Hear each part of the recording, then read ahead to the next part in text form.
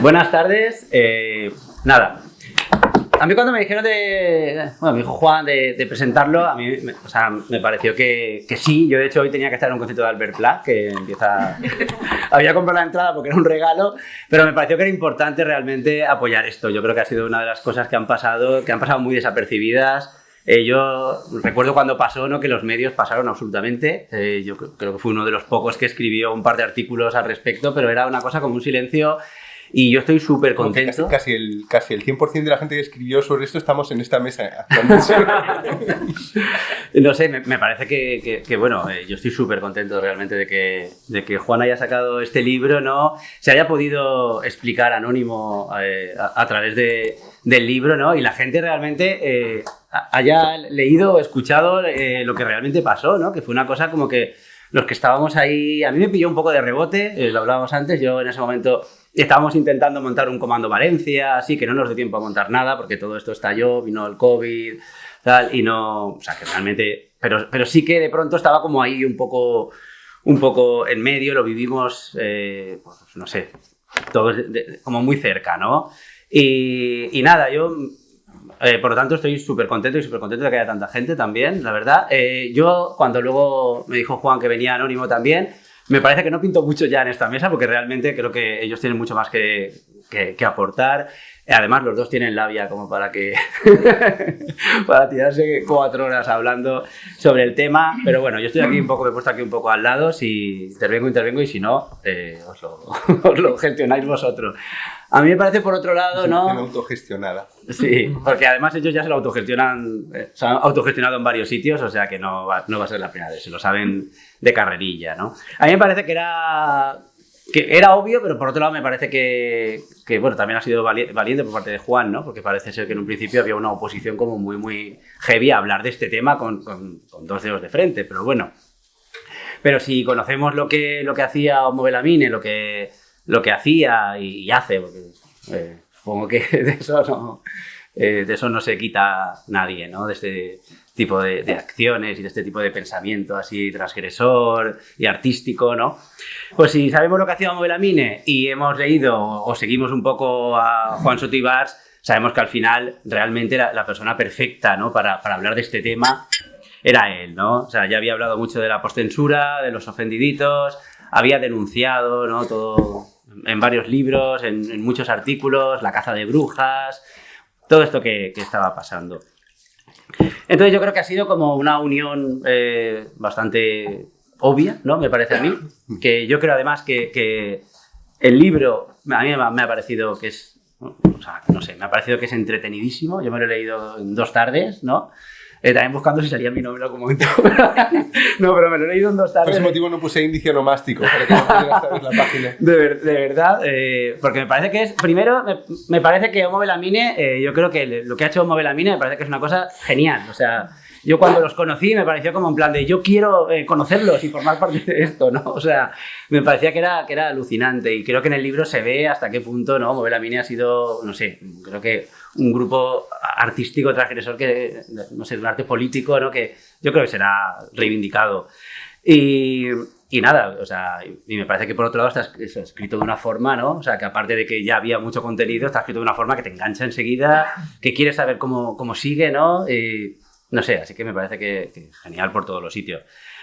Yo no sé si queréis, mis preguntas es, por un lado, que hablemos de todo lo que pasó, aunque no sé, ¿cuánta gente ha leído el libro? Poquita gente. Pues entonces se puede contar cosas, ¿no? Es más, no sé, por un lado, ¿por qué el libro? Y creo que quizá habría que poner en antecedentes, ¿no? De qué pasó, ¿no? Te puedo contar cómo los conocí, por ejemplo, ¿no? ¿O quieres hablar tú antes? No sé, ¿por dónde empezamos? Ya, ¿qué dijiste? Vamos a poner esto en medio y... Vale.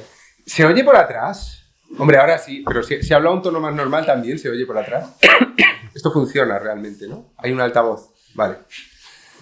Yo empecé a hacer una sección de fotos hace 10 años o así, antes de ser columnista, una sección de fotos inspirada en Luis Carandel, que es el autor de Celtiberia Show, que era un libro maravilloso de los años 70 sobre la España más grotesca, caricaturizada por sí misma, ¿no? Sin necesidad de hacer ningún dibujo caricaturesco de aquella España, Luis Carandel recogía en simples fotos y carteles y anuncios publicitarios pues toda aquella caspa que era opresiva hasta que uno le aplicaba una distancia irónica.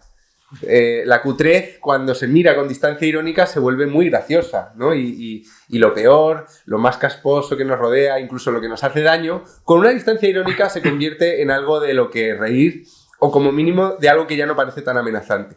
Luis Carandel hacía eso, y como tanta otra gente, después de Luis Carandel, yo quise imitarlo, dije qué buena idea esto, y le propuse a un periódico hacer una sección de fotos de la celtiberia actual, ¿no? Y todo el rato, pues, por la calle iba siempre buscando cosas para sacar. Al final descubrí que era mucho más difícil de lo que parecía encontrar tantas imágenes icónicas de la caspa.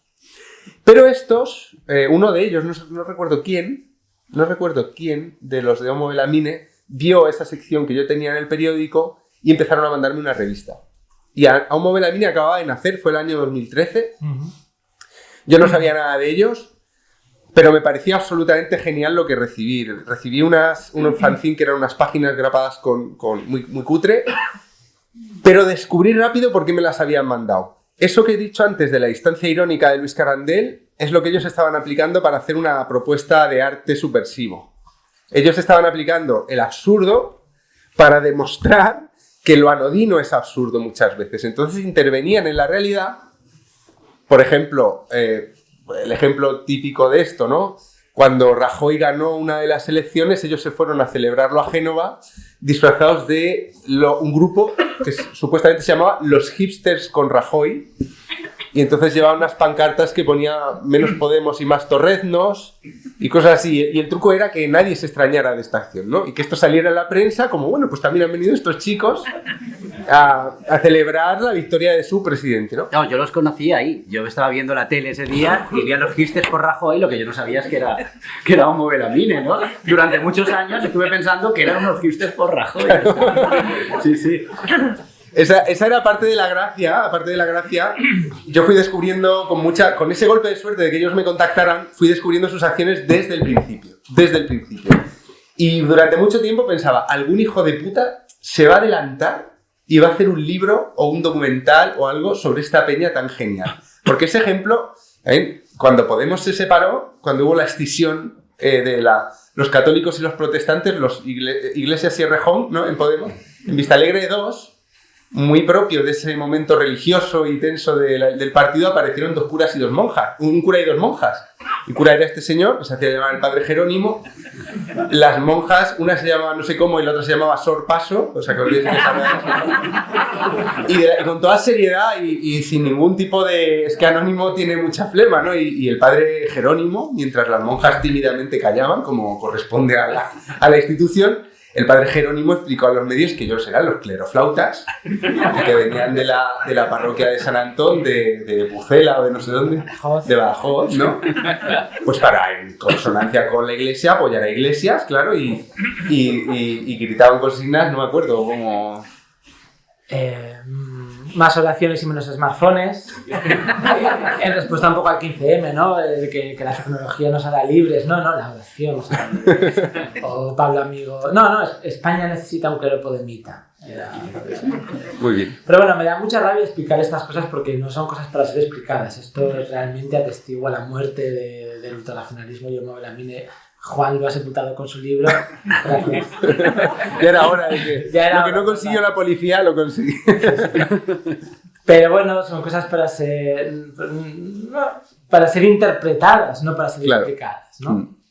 Esa era la gracia. La gracia era que mientras estaba el 15M y los momentos así de tensión política, mientras mucha gente el jueves se volvía panfletario, ¿no? El jueves empezó, como revista, empezó a perder parte de la gracia. Wyoming se volvió panfletario. Antes Wyoming no era panfletario, era mucho más...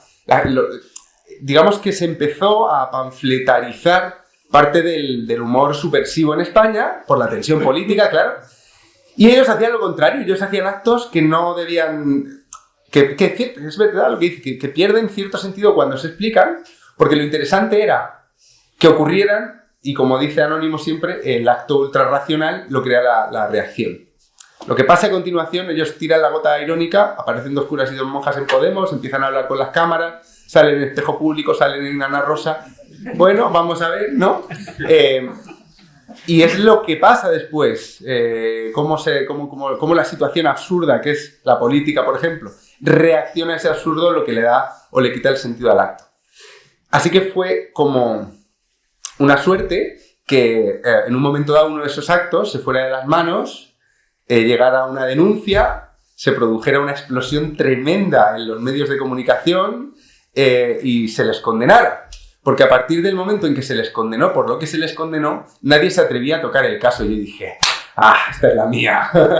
Vamos a contar esta historia, ¿no? Y aquí estamos. Siguiente pregunta. Bueno, esta te la has formulado tú a ti mismo. No sé qué has preguntado, no te escucho cuando hablas. No, la pregunta, en realidad sí que es la primera pregunta. ¿Por qué este libro? Vale, ya nos has contestado, ¿no? Eso. Y explicar la acción en sí. Hemos puesto en antecedentes un poco lo que hacía Homo Belamine, ¿no? Bueno, yo, ya como he contado, yo los conocí ahí, lo que pasa es que yo no sabía que era un grupo artístico, ¿no? Como Yes Men o no, ¿cómo se llamaba aquel que salía disfrazado también de papa? Leo Bassi. Claro, porque yo creo que hacía el mismo tipo de cosas, pero en plan mainstream. Así, cuando salía disfrazado de papa y hablaba de lo que debería hacer, bueno. O sea, que sí que había leído cosas por ahí, ¿no? Pero con el tiempo, cuando yo me entero que realmente eso era una acción, ¿no? Y es cuando yo me interesó un montón por todo esto. Pero yo creo que estaría bien que contáramos cuál es la acción, ¿no? Y todo lo que ocurre con... ¿no? Que al final desencaja en el libro. Nuestros abogados nos han dicho que la cuente él, que ya está condenado. Bien. Cuéntalo del Pamplona, cómo empieza, cuéntalo desde el principio. Pues. Mi expareja vive en Pamplona, entonces yo iba allí. Entonces llegaba un momento en el que yo no conocía la ciudad y en un paseo por allí identifiqué todos los sitios de verlos en la prensa. ¿Por qué? Pues por la sobreexposición mediática del caso de La Manada. Entonces, pues yo por X motivo tengo... No, esto me he dado cuenta a raíz de este caso, ¿no? Tengo un poco más de memoria visual. Entonces, La Perla Vascongada. La Perla Vascongada es una tienda de zapatos de Pamplona que para mí es famosa porque en la prensa sale una foto de La Manada con sus litronas delante de esa tienda. Entonces yo pasé por ahí y dije, anda, esto es de La Manada, ¿no? Después fui caminando y en otra tienda vendían las camisetas que llevaban los de La Manada, que son camisetas de San Fermín con todos los que pone Pamplona Iruña, todos con sangre, ¿no? Camisetas grotescas y asquerosas de San Fermín, ¿no? Pero que se venden todos los años, no es una cosa que... Pero yo las vi y dije, esta es la que lleva el prenda, ¿no? Y así un número de cosas, en la Plaza de Toros, ¿no? Y de hecho, durante estos años, que estamos hablando de 2016-2018, Pamplona se hizo famosa por La Manada, ¿no? Sí que te decían, me voy a Pamplona, ¿no? Y te decía alguien, cuidado con La Manada, tal, era como la... Claro, es que era la ciudad de La Manada. Sí, Pamplona es una ciudad fantástica, he vivido allí casi 3 años, en la que no pasa mucho más que San Fermín, el resto del año es una ciudad cómoda, tranquila. Yo siempre digo, te dejas un billete de 500 en un banco, al día siguiente sigue estando allí, como mucho lo han puesto con una piedra en la ventana más cercana para que no se lo lleve el viento, ¿no? Pero bueno, es una ciudad muy tranquila y tal, ¿no? Pero en San Fermín de repente aquello pues se desfoga, es un carnaval en el cual ya se van los tabúes, de esto sabe mucho Juan, y todo está permitido. Y bueno, no sé por qué me estoy yendo por aquí. La cuestión es que la sobreexposición mediática yo la vi reflejada en las calles, en los lugares de Pamplona. Y bueno, en ese momento era el año 2018, pues estábamos ya a tope haciendo este tipo de acciones como la que os hemos contado y tenía la cabeza muy en funcionamiento para buscar las contradicciones, las ironías. Y entonces, pues, ¿qué pasó? Pues que salió el Tour de La Manada, que era una manera de ironizar sobre la sobreexposición mediática de los medios, pero no solo, también sobre la reacción de todo el mundo. O sea, había ahí un número de cosas que, como ha comentado antes Juan, que siempre digo, un acto ultranacional sabemos cómo empieza, pero no cómo acaba. Realmente, por hacer una analogía, que no sé si es muy buena, es como una foto clásica, que tú tienes papel blanco, le pones unos químicos y a partir de aquí salen unos colores, ¿no? Pero si tú no sabes cuál es el original, no sabes qué foto va a salir. Entonces lo que haces es echar unos químicos para ver qué sale. Y eso es lo que lo que son el resto de acciones, ¿no? Que a veces crees que vas a destapar algo, pero destapas lo contrario, ¿no? Por ejemplo, otro ejemplo tonto, pusimos pegatinas en coches en contra de los coches, pero suscitamos la ira de los ciclistas y tal, ¿no? Porque... Bueno, así, el ejemplo de la bandera, ¿no? Que eso, no, creo que ese es muy sintomático, de la bandera en la manifestación feminista. ¿No? Sí, bueno, me voy un poco igual. Sí, vale. Pero bueno, sí, que al final igual destapas algo que no sabías, ¿no? Entonces aquí había ciertos mimbres y lo que se destapó desde luego es una reacción mediática brutal en contra del Tour. Entonces, como todo esto pasó en 2 días, ¿no? Como pues estás allí calibrando y entonces que es así, que estáis titulando esto de indignante, pues inmediatamente cambiamos la web para decir, mira lo que habéis hecho vosotros, ¿no? Que es reproducir el recorrido, con todo, pues, con mapitas, ¿no? Puntitos, 2.19, aquí pasó esto, 2.30, aquí pasó esto otro, ¿no? Y te van poniendo los 539 pasos del horror, ¿no? Tal cual, ¿no? Con todos mapas. Entonces, esto ocurrió mientras la prensa estaba diciendo el Bill Tour de la Manada, una denigrante visita turística, ¿no? Y cambiamos la web justo en ese momento. Pero bueno, claro, nos tildan muchas veces de ingenuos, de bueno, es que la prensa luego no hizo el desmentido, claro, ¿qué pensabais? Pues claro, ya sabíamos que la prensa no iba a desmentir su propia cagada, pero ya estaba, o sea, es que esto no, tampoco es que sea una acción para las masas, ¿no? Es una acción para autocomplacernos a nosotras mismas, en todo caso.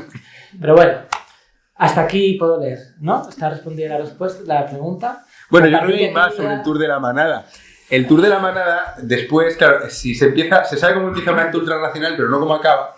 El Tour de la Manada empezó siendo una acción, yo creo que flojita, un poco, a ver, no, improvisada en algunos aspectos, un poco imperfecta. Yo no la encuentro como acción de las mejores, mis favoritas son otras, están ahí contadas.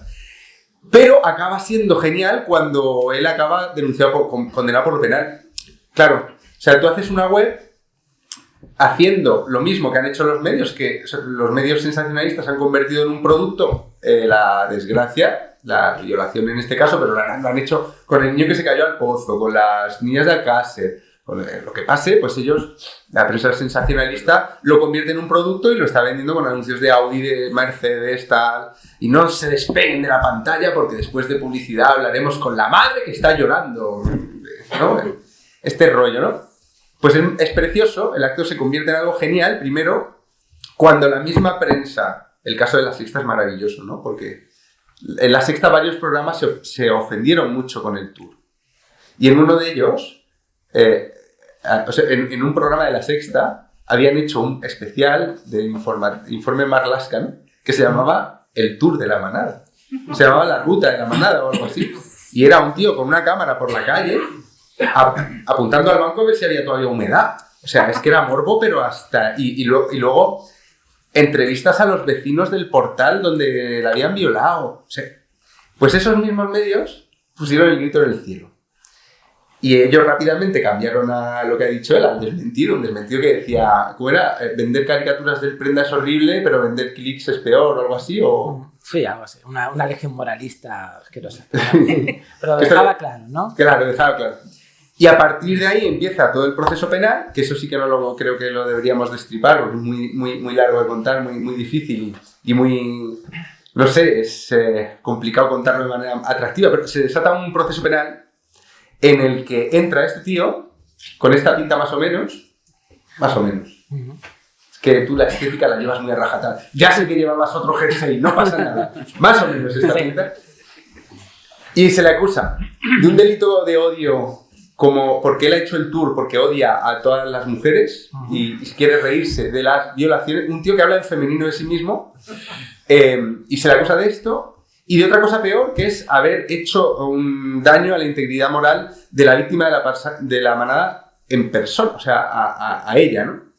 Entonces se produce en el juicio el segundo giro de ironía, que ya la ironía deja de ser graciosa en porque se vuelve terrorífica, cuando le dictan una orden de alejamiento. Es que empiezan a pasar cosas, empieza el acto, y luego empiezan a pasar cosas y cosas y cosas, le dictan una orden de alejamiento. Él no se puede acercar a menos de 500 metros de una persona con la que en principio él querría disculparse, ¿no? Porque todavía no empezaba el proceso, quería hablar con ella, explicarle, ¿no? Su pareja se lo dice, oye, deberíamos hablar con ella, porque le ha llegado la versión de la prensa, no le ha llegado lo que es el acto, le ha llegado que hay un tío que va a hacer un tour, ¿no? Y le dictan una orden de alejamiento, y fijaos qué maravillosa es esa orden de alejamiento, porque nadie sabe quién es. ¿Cómo te alejas? Empiezan a pasar cosas así. El juicio, el proceso penal, empieza a convertirse en una cosa verdaderamente kafkiana, que yo como observador, para contarlo y así, me ha parecido casi que el proceso penal era al final lo que le daba la perfección absoluta a la acción, a costa de la libertad, el trabajo, la hacienda del hombre que tengo sentado a mi izquierda, que es destruido totalmente por el proceso penal. Después, bueno, luego hablamos de eso, ¿no? De las consecuencias. Pero en el juicio hay momentos maravillosos. En el juicio, en la web de La Manada, irónicamente decía que unos jóvenes con peinados a la última moda habían conducido a una chica hacia un portal. Jóvenes con peinados a la última moda eran los garrulos estos de La Manada. Entonces veías a Anónimo en el juicio, cuando la abogada decía, la que la acusaba, decía: pero usted está ensalzando la figura de los violadores. Mire, aquí pone peinados a la última moda. Y le veías a él con unas melenas así diciendo: señora, pero para mí eso es un insulto, ¿no? Cuando llegó la denuncia, él creía que le denunciaban los miembros de La Manada, porque no ponía de quién era, porque si alguien... Empiezan a pasar todas estas cosas, ¿no? Y ya cuando le condenan, llega el último giro de la ironía, que es el más maravilloso de todos. Anónimo trabajaba en campañas por la libertad de expresión, contra la ley Mordaza, en Greenpeace desde hacía 8 años. Llevaba 8 años allí. En Greenpeace había empezado a hacer sus acciones. En Greenpeace conocían todas sus acciones. Compañeros de Greenpeace habían ayudado a hacer las acciones. Anónimo había dado antes de la condena un taller a los nuevos militantes de Greenpeace, o futuros militantes de Greenpeace, donde hablaba, entre otras cosas, de este caso, este tipo de performance, de agitación. Y cuando llega la condena, lo echan a la puta calle en Greenpeace. Y en ese momento, Pablo Hasél entra en la cárcel. Y dices: joder, qué momento tan propicio para que me pase esto. Todo el mundo con la libertad de expresión, todos los medios hablando de la libertad de expresión, la gente manifestándose en la calle por Pablo Hasél. Y él dice: qué buen momento, ¿no? Pues, oye, ¿me podéis echar a mí un cable de la Amnistía Internacional? Y nadie le echa una mano. Y esa es la ironía final, que todo esto pasa mientras estamos, se supone que defendiendo la libertad de expresión, pero de pronto el caso no culmina. O sea que fijaos qué cierto es eso que dice Anónimo, de que se sabe cómo empieza un acto, pero no se sabe nunca cómo acaba. Este acto empieza casi como una queja de lo mediatizada que está Pamplona con el sensacionalismo, ¿no? Es tu primera idea. Y poco a poco se va convirtiendo, primero, en una caricatura de la prensa, que no le hacen mucha falta las caricaturas. Después en una caricatura del sistema judicial. Después en una caricatura del mundo ONG, del mundo tal, y después en una caricatura de los defensores de la libertad de expresión. O sea, que acaba siendo al final un acto casi total. El acto definitivo, el acto oral, ¿no? ¿Qué decir? Me has explicado muy bien. Yo les voy a hacer preguntas ya a estos pringados, porque no tienen sentido el ritmo escénico, joder. Yo te quiero preguntar, ¿no? Varias cosas que me gusta siempre preguntarte aquí para que desuelles un poco a tus antiguos amigos. Tú cuéntales cómo fue el momento para ti desde que empieza a salir el tour y empieza a estallar, empieza a crecer la bola de nieve. Tú me has contado que lo único que intentas es que en Greenpeace, o sea, que en la prensa no se te relacione con Greenpeace. Intentas salvaguardar el honor de Greenpeace. Cuenta todo eso, cómo fue y cómo lo vivías, ¿eh? Voy a dar un paso atrás. Ahora, por cierto, acaban de condenar por el mismo artículo que a mí a Camilo de Ori. Saludos, que están escuchando desde algún lado. Y Facebook está lleno, Twitter, de gente: bueno, no entra en la cárcel, paga el dinerito y ya está. No, es un proceso muy duro está en un proceso penal. Esto cualquiera que, yo qué sé, ¿no? César Estoril lo contaba un día, en fin, es una cosa que te tiene atrapado durante muchos años. Aquí la mayor parte de la gente está en procesos penales, ¿no? Vale, entonces ya me entendéis, ¿no? O sea, que el propio castigo ya es, la denuncia en sí ya es un super castigo, ¿no? Sobre todo cuando sale en la prensa. Sí, claro. Además está que se suma la pena de telediario, que como sabéis que ya el telediario te acusa y ya quítate de eso, porque claro, tú no tienes un telediario para responder, ¿no? Lo pones en tu blog o que lo han leído 5 personas, ¿no? Entonces aquí tenemos una acusación que viene acompañada de una pena de telediario porque la abogada acusadora, a pesar de que dice en su denuncia que esto afecta a su defendida porque vuelve a salir en la prensa, ella va y lo filtra a la prensa, ¿no? Entonces esto pues sale en la tele, sale en La Sexta, sale en Televisión Española, en todos los periódicos y yo estoy allí en plan, en cualquier momento sale aquí mi cara, te reconoce la familia, en Greenpeace, no sé, además que esto todo es información porque no está totalmente descontextualizado, ¿no? Entonces tú quedas de un ser abominable y entonces aquí lo que yo hice fue intentar separar el personaje de la persona lo más posible y bueno, intentar esconder sobre todo mi identidad como trabajador de Greenpeace, de cara a la familia, para que no salpicase a mi alrededor, porque es que esto es una bomba atómica, ¿no? Y bueno, hice un currículum falso en el que decía que no trabaja en Greenpeace, sino que trabaja en Airbnb. Para que le salpicase Airbnb. Cosas así. Entonces, intentando pues, proteger estas 2 parcelas y porque Greenpeace estaba preocupado de su reputación mientras yo trabajé allí.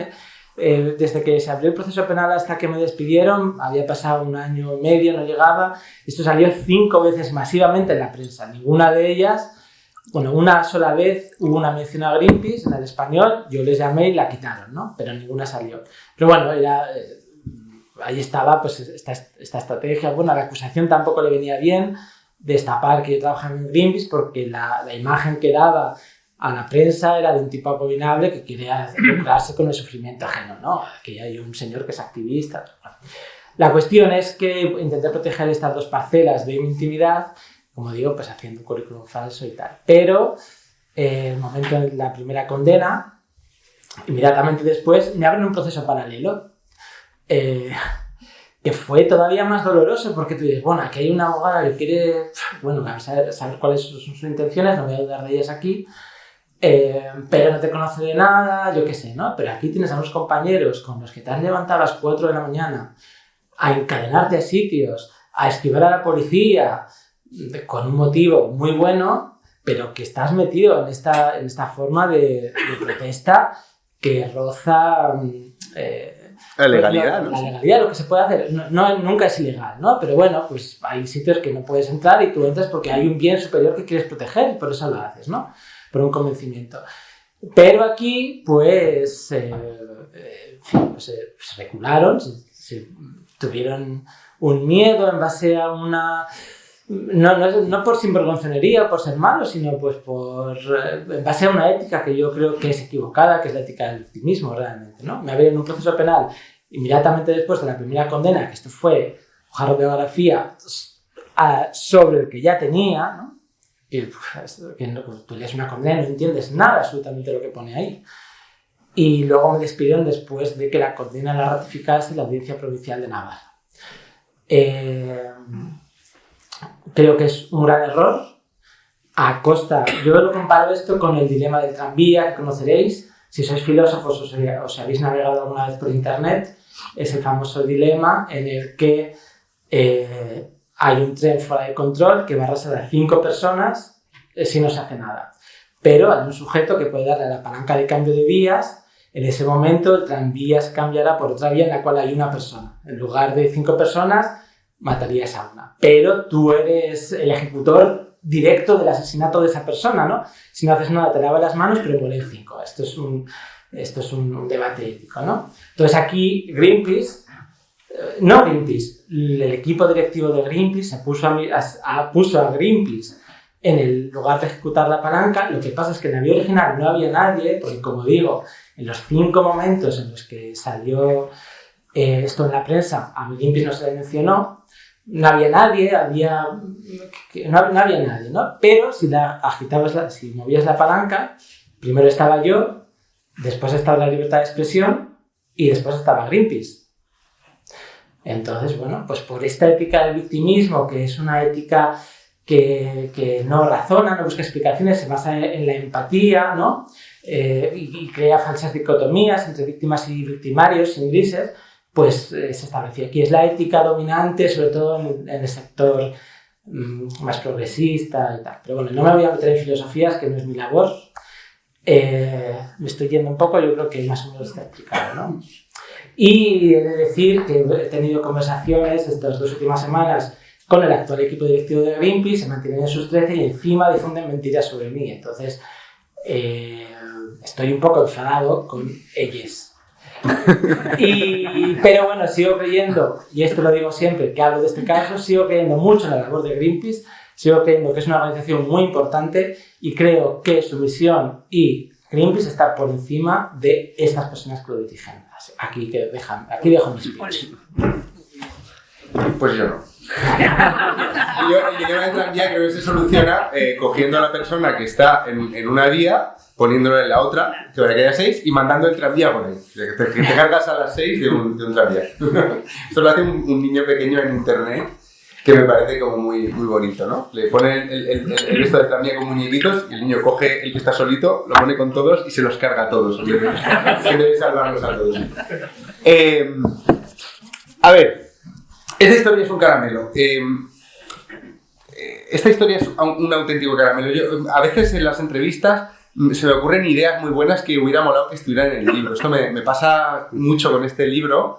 Porque este libro yo lo he escrito bajo el control de un ser absolutamente diabólico, que es el sentido de la precisión de Anónimo, ¿no? Entonces, tú ibas a preguntar cómo escribí el libro. Pues Anónimo es un tío que adora el rigor.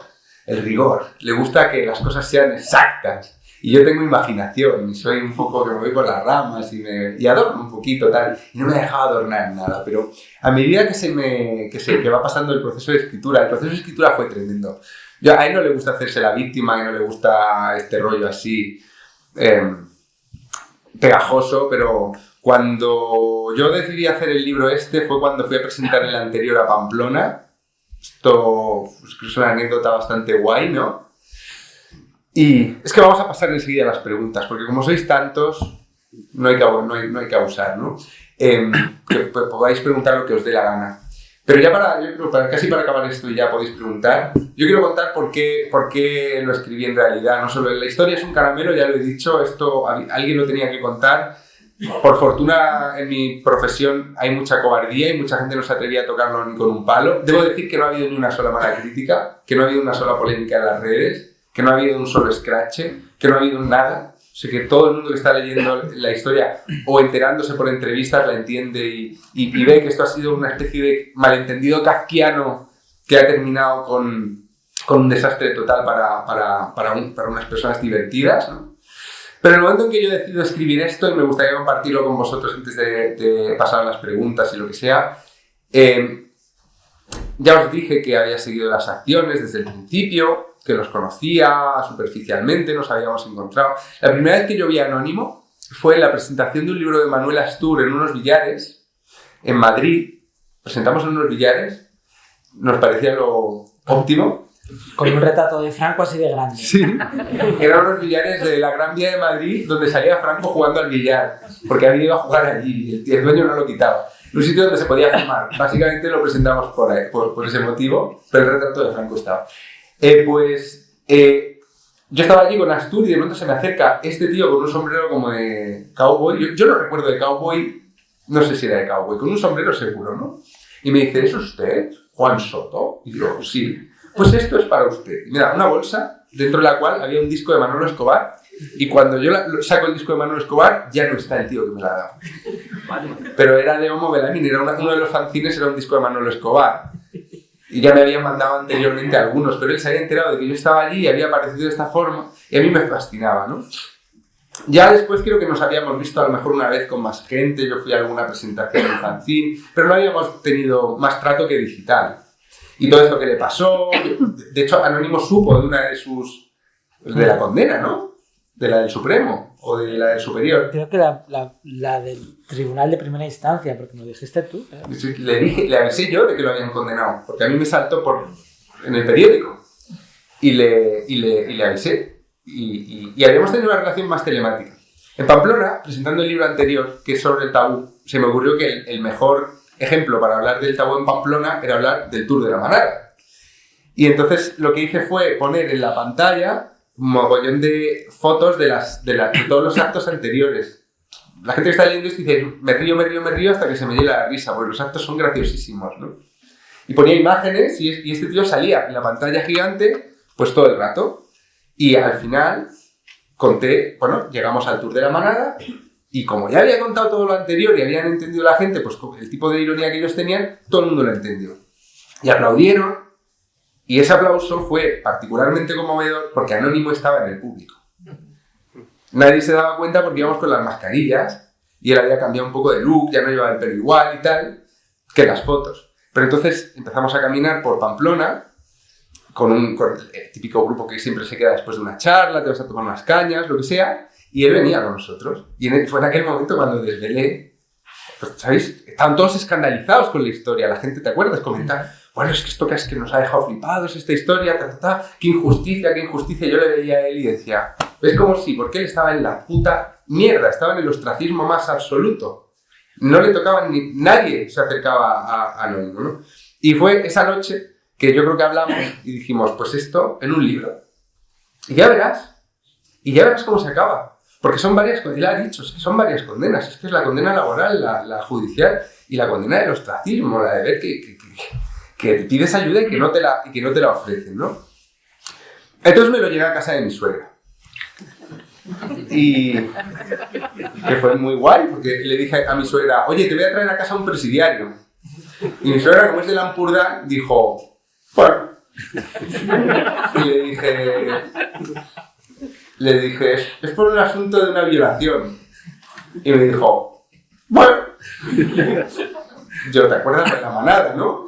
Sí. O sea, yo estoy intentando descanalizar a mi suegra, no hay manera. Y entonces le digo, ella se llama Ana. Le digo, le llaman Ano. Dice, ¿qué? Le llaman Ano, os voy a presentar. Ano. Y me dice, no pienso llamarlo así. Fue el único momento en que se cabreó mi suegra. Bueno, pues mi suegra convivió con Ano, mi mujer, mi hijo recién nacido convivió con Ano, y el Ano que llegó a Rosas ese verano era una persona mucho menos pizpireta que la que se me había aparecido como un ninja en la presentación de Astur y me había regalado el número de su fanzine. Era un tipo que había pasado por un proceso que yo considero que es fruto de la cobardía. No de la injusticia, sino de la cobardía. Porque si la cobardía de los medios de comunicación a la víctima de la manada no le hubiera llegado la historia que le llegó. Si los medios de comunicación hubieran contado la verdad, nos acaban de meter doblada la más grande del mundo, ¿no? Nos acaban de poner un espejo delante de las pelotas. A esa chica que recibe de pronto la noticia de que un tío se va a lucrar con su dolor por Pamplona, no le hubiera llegado esa noticia, le hubiera llegado otra cosa más parecida a la verdad.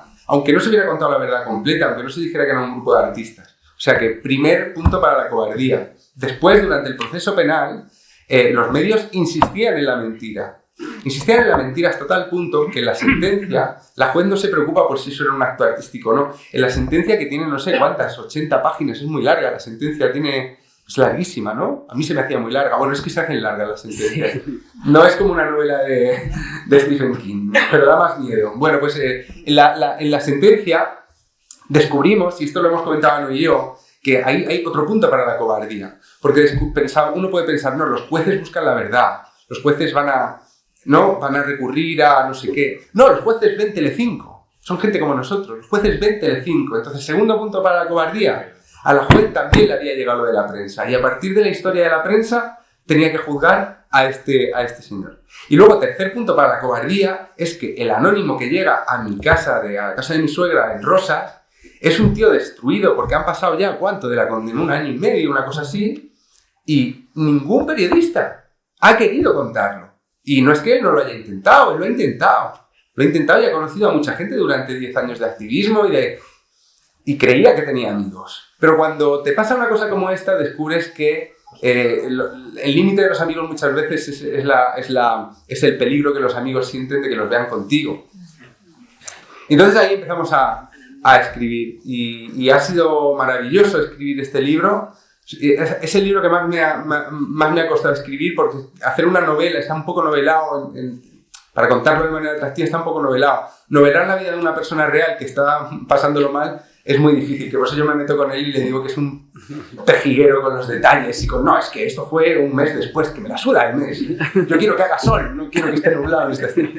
Pero ha sido maravilloso y está siendo maravilloso y es maravilloso estar aquí hoy en Valencia y veros aquí. Porque esto, a vosotros, así, mirando, es lo que él no ha visto hasta que ha salido este libro. Esto él no lo ha visto. Él ha estado sin verlo, porque la gente se giraba. O huía por un callejón. O sea, que me hagan una foto y se le vea cerca. Así que muchísimas gracias por venir. Nosotros contestamos a las preguntas que hagan, pero siempre hago lo mismo. Me parece una forma que usan algunos niños también para expulsar la cobardía, el miedo. Darle un aplauso al protagonista.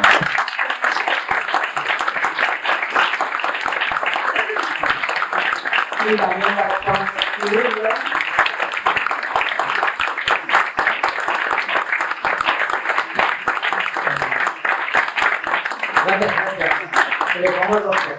No quería dejar de mencionar que a pesar de toda la gente que se ha ido por el callejón, sí que hay un pequeño grupo de gente, entre ellos de Móvil Amine, que se han quedado conmigo y que hemos estado intentando luchar contra el poder mediático y el poder judicial y el poder moralista. Y entre ellos está por aquí Sócrates, que está ahí grabándolo todo, así que también ese aplauso también le va para él.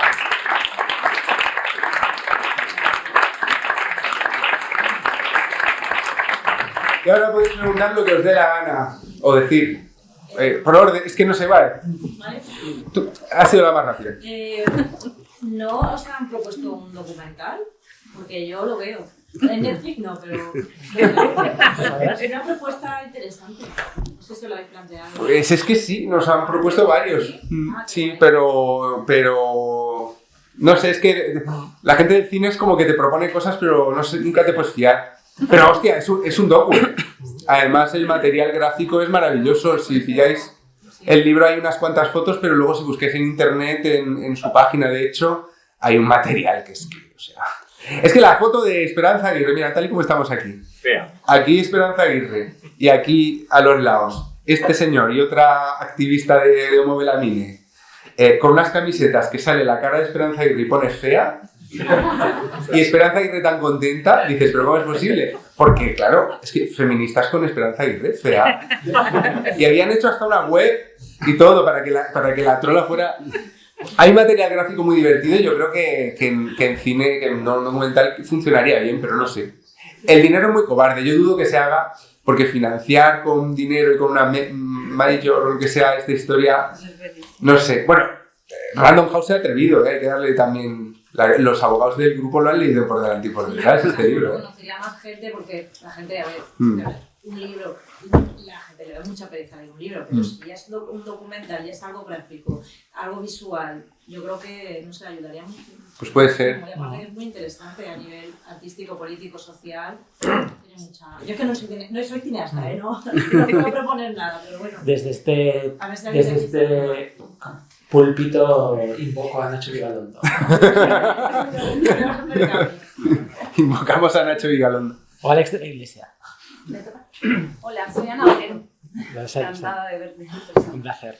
Nada, no habéis querido andar mucho en el tema jurídico, pero a mí sí que, como soy profesora de Derecho Constitucional, como sabes, y un grupo de mi doctrina como Jacobo Pico, que es penalista, pero bueno, presnolinera, gente constitucionalista, creo que la primera vez que hablé contigo nos parece que es un caso de estos que vamos a tener que explicar en las universidades y que nos encantaría que hubiese una sentencia del Constitucional a vuestro favor y que cada vez veo más factible con esta nueva composición, con todos los peros que hay, ¿no?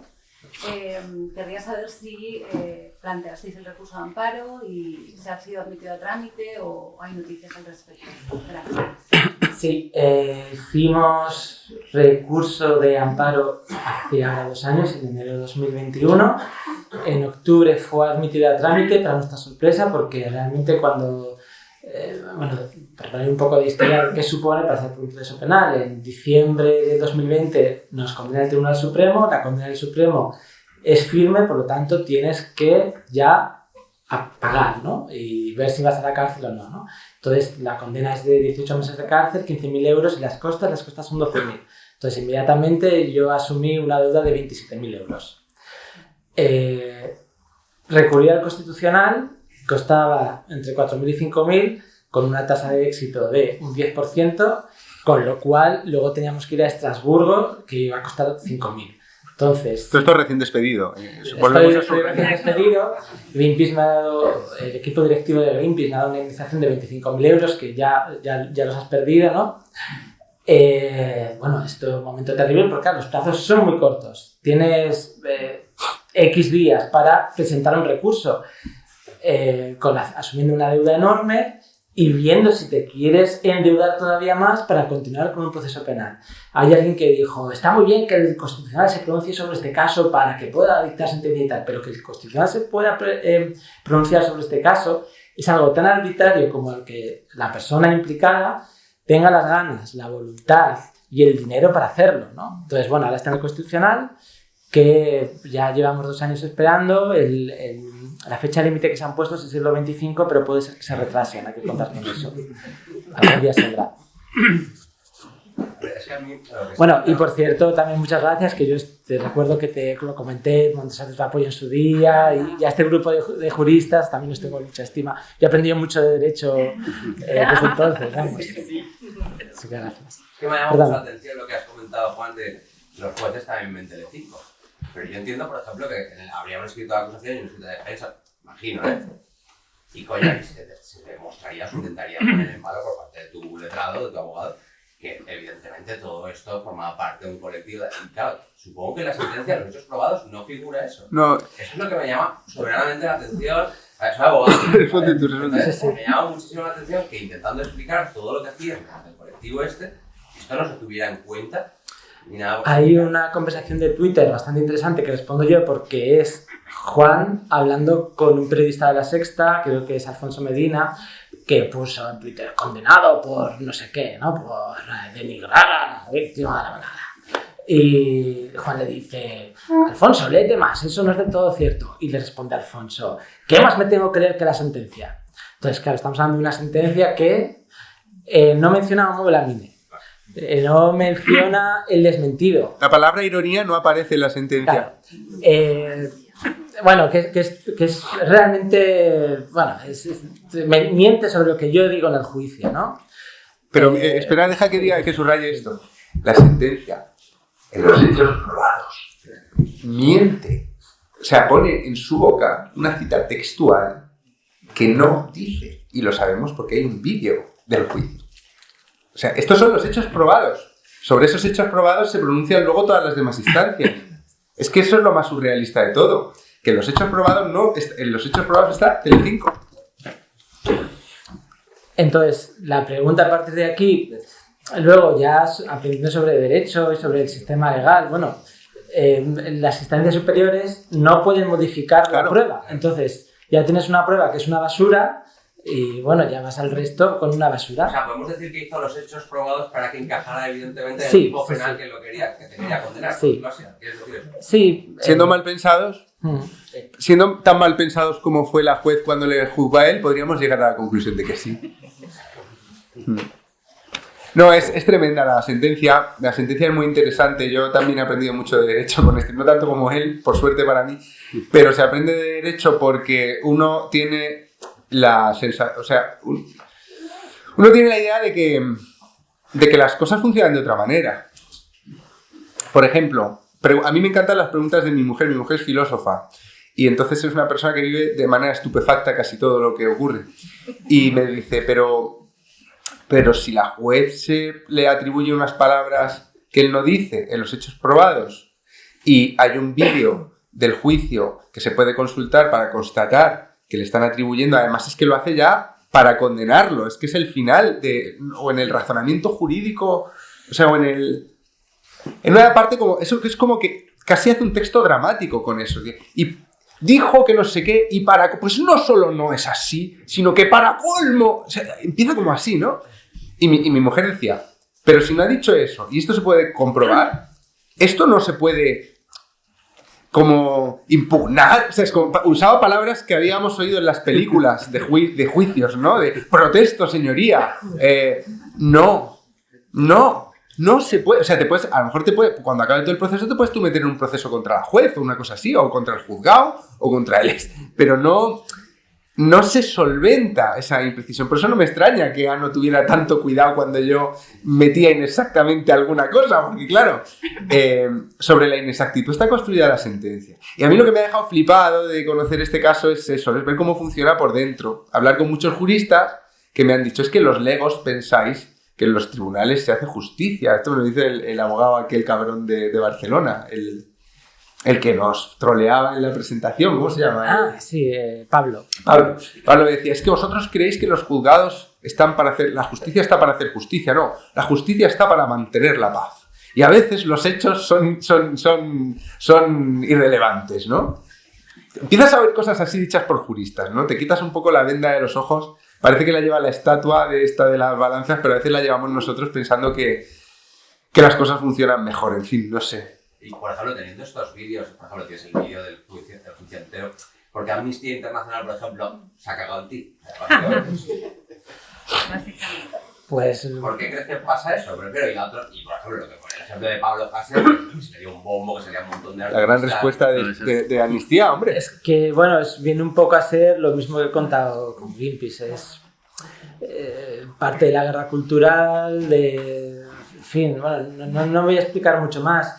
Pero yo había trabajado un poco, no muy directamente, pero con la ley Mordaza, con miembros de Amnistía, y en alguna otra campaña pequeñita que Greenpeace había trabajado con Amnistía, y bueno, había cierto contacto. Quiero decir, no vengo de la nada, yo me puedo presentar como, mira, he trabajado con vosotros aquí y acá, ¿no? Y pues yo no les iba a contactar porque sabía que no me iban a hacer ni caso, pero empezaron a hacer una campaña brutal con Pablo Hasél, porque mi condena del Supremo es menos de 2 meses anterior a la de Hasél, ¿no? Que se montó España entera ardiendo. Entonces empezaron a salirme todo el rato anuncios. Yo estoy suscrito yo era socio de Amnistía también, ¿no? Ya no, ¿verdad? No, ya no. Entonces me llegaban mails de, la libertad de expresión no sé qué, y dije, bueno, pues vamos a ver la libertad de expresión de verdad o no, ¿no? Entonces escribí, estuvimos intercambiando varios mails durante un mes y medio, y ahí, mientras estábamos aquí, yo investigando, descubrí que era la primera vez que se aplicaba el 173.1 del Código Penal, que es por trato degradante, esto es como una especie de tortura light, contra la libertad de expresión. Entonces... Contra una persona que no conoce a otra. Entonces se lo dije, entonces ya me dijeron que no, porque en este caso solamente trabajamos con los artículos 510 y no sé cuál, entonces no contemplamos este artículo, y además, bueno, habría que preguntarle a las víctimas. Claro, Pablo Hasél está condenado por víctimas de terrorismo, víctimas de terrorismo, que también son víctimas. Entonces toda una serie de... No lo teníamos planificado en el calendario, no sé qué... Que te diga eso, Amnistía, ¿no? Entonces, en plan, es que no sabía que era para hoy. Entonces, claro, digo, bueno, el 510 muy bien, pero es que lo que estamos abriendo aquí, ojo, es que esto ya es un coladero de me caes mal, te denuncio, es que has dicho no sé qué y me he sentido ofendido, ¿no? Que realmente eso es la conclusión total de la sentencia es esta, ¿no? Así que bueno, todos los detalles están entre el libro de Juan y todavía más de este caso en la web del Tour de la Manada, que sigue activa. Sí, la parte jurídica, para la parte jurídica ellos hicieron un trabajo muy bueno en la web, lo tenéis en la web todo el material, menos el vídeo que es a puerta cerrada y no se puede consultar así públicamente, pero hay muchísimo material. Os recomiendo que entréis a la web después de haber comprado un ejemplar para vosotros y otro para regalar, por ejemplo. Yo creo que 2 por persona se puede, ¿no? Sí, me dicen que hay... No hay suficientes, olvidad lo que he dicho. Sí. Yo quería comentar lo que estaban comentando ellos ahora del recurso al Constitucional. ¿Habéis pensado cómo puede afectar ahora mismo como el tribunal está tan politizado con todas estas historias y con este cambio de dirección, ¿no? de la mayoría conservadora a la mayoría progresista, ¿habéis pensado en algún momento eso sí podría afectar de alguna manera a la sentencia? Si hubiera sido mejor, a lo mejor, una mayoría conservadora o mejor a una mayoría progresista con lo delicado del tema. Yo creo que igual Ana responde mejor a eso. Hay una anécdota interesante, ¿no? También que sí que ha ocurrido cuando la fiscalía se pone en contra de Humo Belamine. ¿O a favor? O sea, la fiscalía en realidad no acusa durante todo el proceso hasta que llega un fiscal que es horriblemente conservador y sí que acusa, que es en el Supremo. Sí. Sí, pero en la primera instancia y en el superior, ¿no? En primera instancia, que es donde te condenan ya, donde empieza la cosa ya a ser una condena, aunque no sea en firme, es muy gracioso porque la fiscalía pide la absolución. Es que el juicio es para verlo, el juicio es tremendo. La fiscalía pide la absolución. Y se le condena igualmente. Y los argumentos que da la fiscalía a ellos no les gustaban pero cuando veíamos los argumentos de la fiscalía para pedir la absolución, a mí me parecían muy finos, porque la fiscal venía a decir: a estos tíos este tío se ha pasado de frenada, ha querido hacer una cosa y ha tenido unos efectos indeseados y es evidente que ha acabado haciendo de rebote daño a una persona que está diciendo, sobre la que está diciendo que no quería hacerle daño aquí en el tal y en los interrogatorios, lo que sea. Y venía a decir algo así como que estas cosas hay que resolverlas de otra manera, ¿no? Que es... Todo esto empieza cuando se judicializa la poesía, ¿no? No es que no judicialicen la política, pues ahora se ha judicializado también la poesía en este caso, ¿no? O el humor. No sé si... de lo de la mayoría conservadora no tenemos ni puta idea. No sabemos cómo funciona. ¿Sí? No sabemos. Somos el nivel usuario. Pues mira, vamos a hacer una cosa. Necesitáis decir números, porque yo veo manos y como tengo que hacer este movimiento... Mira, 1, 2, 3, 4, 5. No sé si vale. Ana querría decir algo. No, bueno, yo espero de este Tribunal Constitucional una sentencia grandiosa sobre la libertad artística. Eso es lo que auguro. Espero y auguro. Espero es menos esperanzador que auguro. ¿Augura? A ver. Lo han augurado. Y ella sabe de lo que habla. ¿Cuánto dinero pones sobre eso? Eso es lo importante. Claro. ¿Cuánto te juegas? Las llaves del coche. Creo, lo que comentabas antes, que es mucho más fácil para la izquierda ponerse de perfil, o sea, es mucho más fácil apoyar situaciones como la de Strawberry, Hassel, etcétera, por hacer, o Cassandra, hacer mofa sobre dictadores, Dios, etcétera, que una causa que ha sido bandera del feminismo, ¿no? Entonces yo creo que por ahí, en lo que tiene que ver en lo social y tu gente, ¿no? Que te ha podido dar la espalda, podría venir. Y luego el tema, es un despropósito absoluto el proceso judicial que ha tenido, y por eso yo creo que este Tribunal Constitucional, que no me gusta en cuanto a su politización en general, pero que sí que creo un tribunal más sensible a este tipo de libertades, como la libertad de expresión o la libertad artística, podría hacer una sentencia realmente importante, porque no ha habido hasta ahora una sentencia importante en materia de libertad artística. Somos pioneras. Ojalá. En lo malo y en lo bueno. Gracias. Hola, bueno, pues mira, antes cuando habéis nombrado lo de La Sexta me ha llamado mucho la atención el programa que tenía antes Wyoming, ¿no? Que era Caiga quien caiga, que había un curso de ética periodística, si lo recordáis, ¿no? ¿No era en el informal? No, era en el Caiga quien caiga, es verdad. Sí. ¿no? Bueno, vemos cómo ha cambiado la cosa ahora, ¿no? A mí me gustaría preguntarte a ti, Juan, la cuestión de la ética periodística, que más o menos lo has nombrado así, ¿no? Si todavía hay espacio para eso, porque yo creo que debe haber esperanza de que se salve la profesión, ¿no? Yo creo que sí, yo creo que los medios son una mierda en la que trabaja gente muy válida. Yo creo que hay muchos periodistas muy buenos en la mayor parte de los medios, de derechas y de izquierdas. Esto no está sesgado ideológicamente. Y los medios, sin embargo, viven en inercias muy malas. Entonces, primero está la precariedad. Los buenos periodistas no tienen tiempo para demostrar su valía porque no hay tiempo para hacer una investigación, por ejemplo, no hay tiempo para dedicarle una semana a un reportaje, lo tienes que hacer de un día para otro, los pagan muy mal, no pagan las dietas, no pagan los viajes, como en los años 80, 90, ¿no? A mí me hace mucha gracia oír a los popes del periodismo entonces decir que ha bajado mucho la calidad. Y claro, es que a vosotros os pagaban bien y ahora pagan una mierda. A mí no, por fortuna. A los periodistas a mi alrededor les pagan fatal, ¿no? Y sin... Como dice, esto es como lo de Cabaret, ¿no? Cuando el dinero sale por la puerta y el amor salta por la ventana, pues la ética le pasa lo mismo en los periódicos. Y luego una cosa que analizo en el libro y que a mí me parece todavía más interesante respecto a esta historia, más que la ética, es que yo creo que en el periodismo como en la sociedad hay ritos, hay momentos sociales de convulsión moral. Por ejemplo, lo que dice Durkheim hay un fenómeno, ¿cómo se llama? La explosión... Miro al antropólogo de la sala. Hay un fenómeno que Durkheim, no recuerdo el nombre por un lapsus, pero está ahí. Efervescencia colectiva, gracias. Hay que tener siempre un antropólogo cerca cuando se vaya a citar a Durkheim. Para que te saque... Es el Google del antropólogo.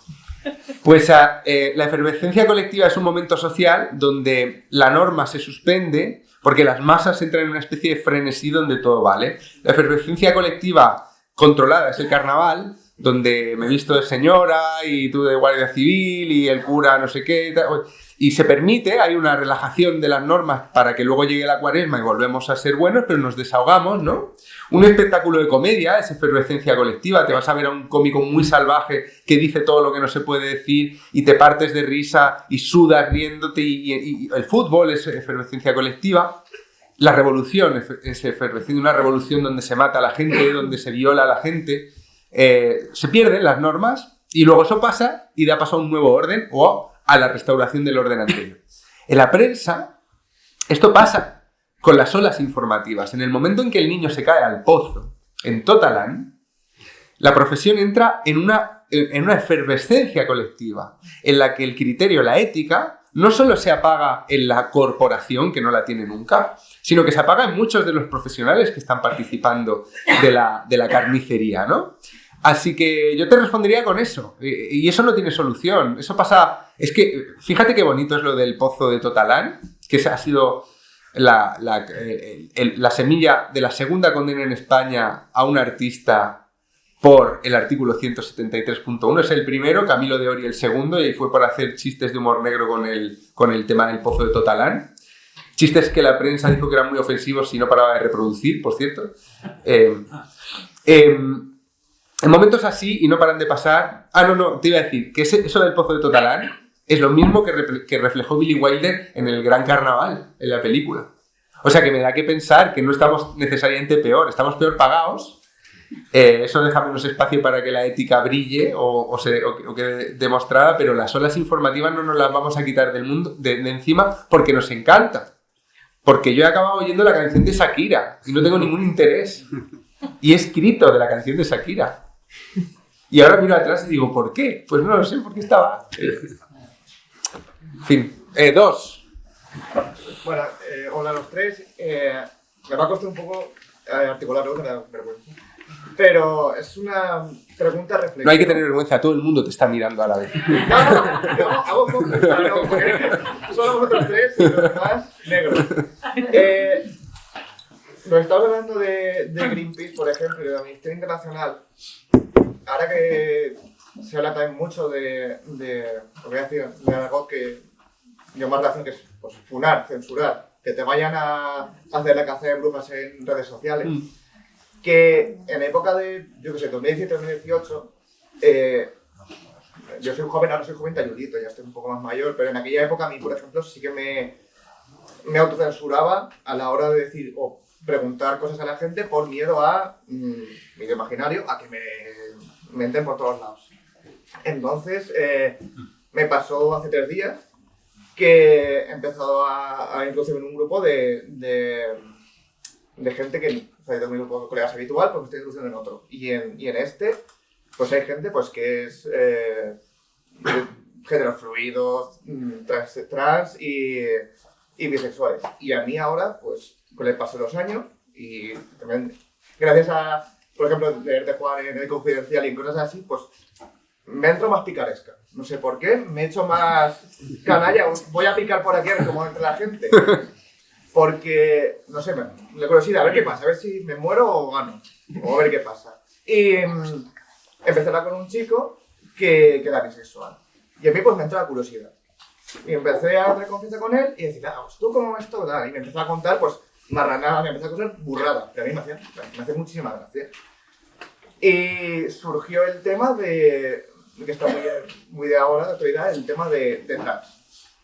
Y en la gente joven, yo le preguntaba, pues tú has estado con gente trans, necesitas, no sé qué. Y le digo, tú, como persona que has estado con gente trans, ¿te da la sensación de, como se dice algunas veces, que ya hay gente que es por moda o gente que es porque lo ha decidido así, por lo ha meditado tal? Yo me esperaba que eso iba a ser la hecatombe, pero el chaval me explicó que pues sí, que le da la sensación a él que hay gente pues, que lo tiene muy claro y otra gente que a lo mejor se subía al carro. Y el amigo que me introdujo en este grupo me dijo, ten cuidado, que aquí hay dos personas, como digas cualquier cosa, aunque sea por curiosidad, te funan y te vas. Un servidor de Discord, ¿vale? Y que hablan ahí, juegan y todo eso. Y yo dije, pues me tiré del servidor, es que me da igual.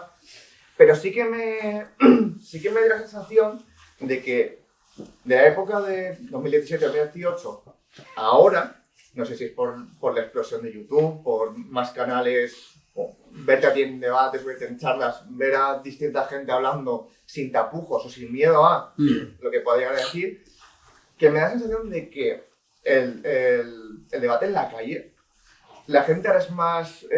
más abierta. Más abierta. Menos cerrada, no tanto como más abierta. Si sabes por dónde preguntar sin ir a ofender, pero sin eso por curiosidad y tal, la gente me da la sensación que es más tolerable a la hora de hablar. Sí que es verdad que... También puede ser que la gente con la que tú te relacionabas en 2017 tenía 5 años menos. Pero es que yo me relaciono con gente más mayor. Ah, vale.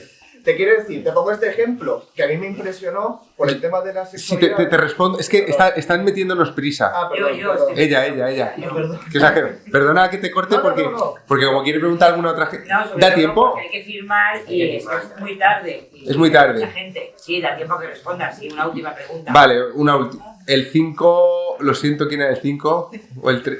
Ya lo han preguntado, vale. Vale, mira. Que pregunten todos de vez y respondemos todos de vez y ya está. Vale. Preguntad todos, pero te respondo. Yo creo que el péndulo ya se está moviendo, pero esto no es nada, ninguna... Todo funciona por péndulo.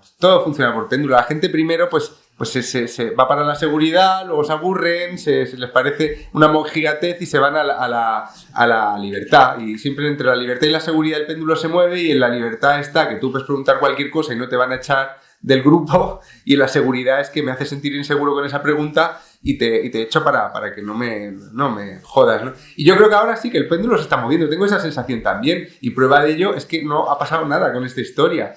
Yo creo que no nada negativo, digo, o sea que sí, tengo la impresión de que la cosa va mejor. Ella no, ella me está mirando para que acabe. Última pregunta. Una última. Pero es que había el 4, el 4. Que pregunten de vez y respondemos todas. El 3. Sí.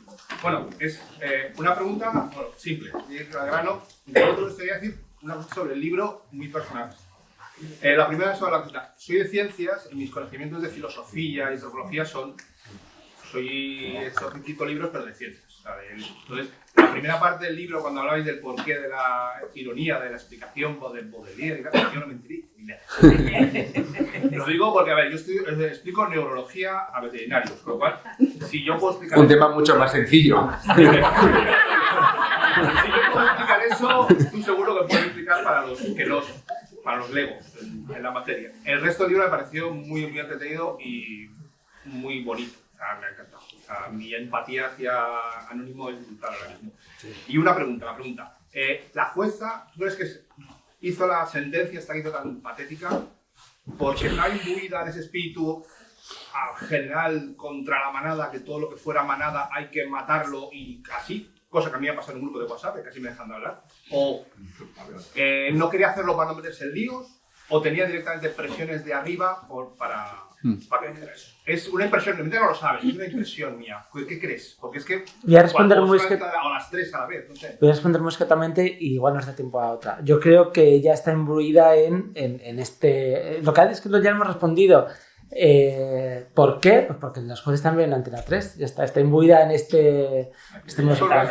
No, yo creo, y luego nos han dicho algún jurista después de ir ya con el libro en la calle, que el hecho de que el juicio se celebre, es que a él la primera denuncia se la pone el Instituto Navarro de Igualdad, no la abogada de la víctima de la manada. Entonces ya desde ahí el proceso hay que hacerlo donde se ha puesto la primera denuncia, la otra se introduce ya en el proceso abierto por la primera. No sé si estoy usando bien las palabras jurídicas, pero más o menos es eso. Si la denuncia te la ponen allí, pues ya el juicio va a ser allí y tal, ¿no? Y luego nos han dicho que a alguna gente que sabe de derecho y tal, que posiblemente después de ver las manifestaciones que se hicieron en los tribunales de Pamplona durante los juicios a la manada, allí los jueces, que también son humanos, fueran un poco más, digamos, renuentes, aunque fuera de manera inconsciente. Esto me lo decía un juez que era usaba las palabras con mucho cuidado para no acabarme diciendo lo que yo entendí, que es que si esa juez no estuviera en Pamplona, a lo mejor no lo hubiera condenado. Pero esto no se sabe, no se sabe, ¿no? De hecho lo desmonta un poco también el caso de Camilo de Ori. Claro, sí. Que sucede en Madrid y lo condenan igual, bueno. No sé, es que me agobia la mirada de este señor. Pues todos debes y nos vamos. No, porque quiero que todos tengan tu firma en el libro y que no se cierre la librería. Pero la librería cierras con nosotros dentro. ¿Vendrás cerveza? No. Bueno, si queréis hacer una más. La última ella, que le va a hacer y ya le firmáis porque sois tropecientos y todos querréis una firma. Todo lo que has pasado. Y quería saber si has estado ya recuperado lo bastante como para seguir haciendo acciones o todavía no, y si lo piensas hacer o qué tienes como futuro. Me alegra que me se pregunte. Eso siempre lo tengo que decir, siempre lo digo, ¿no? Que es una pregunta de mí. No es el caso, Di. No es el caso. Para mí, este proceso, que ya lleva 3 años, en el cual yo estaba metido hasta las trancas, porque en el fondo esto es limpiar mi nombre o limpiar quién soy yo, ¿no? Hasta Greenpeace me juzga por una sentencia que dice que soy el 6º miembro de la manada. Entonces, ¿cómo quito eso de mí, no? Pues he estado 3 años dedicado a esto, estudiando Derecho a saco, y tiene 3 finales. Uno es el judicial, cuando finalmente me absuelvan, que se puede ser en un futuro muy lejano. Puede que sea Dios. Otro es el económico, que es cuando pues ya tenga todo el dinero para pagar todo lo que debo. El proceso penal en total son 40.000 euros, pero si sumas todo lo que he invertido mi tiempo en esto, que son 2 años de trabajo, ¿no? En fin, pero bueno, poco a poco lo voy recuperando porque hay un crowdfunding y tal. Y Juan generosamente me da el 10% de lo que él gana con el libro, así que voy sacando... Si con eso más o menos pagas... Bueno, son piquitos, ¿no? Y otro es...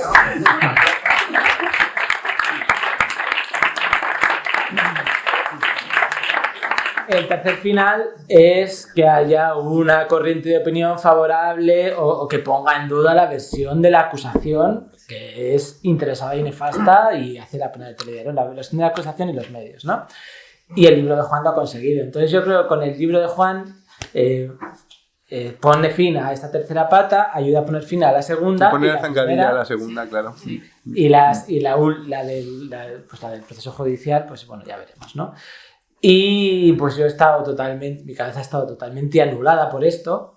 De hecho, pues es moverte un personaje agrio en el cual Galeón, que es uno de los miembros del Comando Barcelona, que vivimos juntos una temporada, bueno, convivimos ciertamente, pues tiene la imagen de mí tecleando, alzando la cabeza y diciendo ¡puta Teresa Armida! No sé qué, Teresa Armida es la abogada, ¿no? Y es volviendo a escribir. Entonces yo me he vuelto un personaje agrio, que todo el mundo se ha separado de mí, pues porque, en fin, porque al final te estás metido aquí y no he podido pensar en otra cosa. Entonces, ¿qué va a pasar ahora? Respondiendo a tu pregunta, No lo sé porque tengo las neuronas fritas con esto. Así que lo último, Lenny Bruce fue condenado, el cómico Lenny Bruce fue condenado en Estados Unidos por decir fuck en los escenarios. Y le acusaban de obscenidad, es decir, de provocar que los jóvenes y el público quisieran follar, por oír la palabra fuck. La típica... pues desde el momento de la condena... lo que le pasó a este cómico fue que hay una película de Dustin Hoffman que lo cuenta, ¿no? Lo que le pasó es que ya todos sus monólogos giraban en torno a la condena.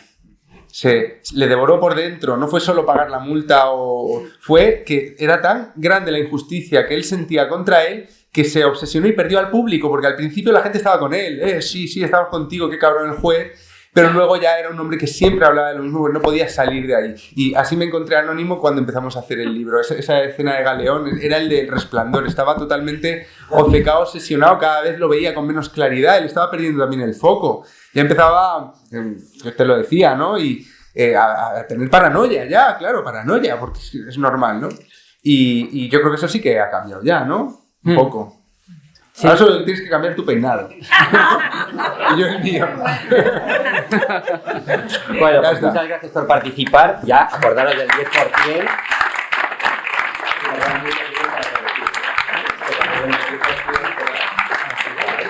También se lo pueden dar directamente.